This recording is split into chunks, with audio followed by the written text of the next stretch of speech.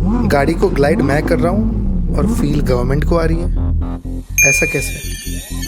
The first car imported in India was by the Tatas in 1901, and then importing of cars was in trend. Then everyone's idol Harshad Mehta imported Lexus LS 400, and now YouTubers and cricketers have a trend to import cars in India. But importing cars in India have high duties, which can range from 100 to 300%, totaling the car cost, freight and insurance. Basically 2 or 3 times the value of, like the price of Mustang in USA is 20 to 30 lakhs. And when it comes to India, there is 120% custom duties, and then there is road tax, which makes the price of Mustang go 3 times than that of the USA, basically ranging between 60 to 80 lakhs. And that is why in India, whenever someone imports a luxury car, they always underbill it, and at times they value it half, while the other half is paid to them via another payment methods. This can be easily done if the seller and the buyer wishes to do it, and they can do it just via one document, via letter of credit. Let's say if the car is of 1 CR and the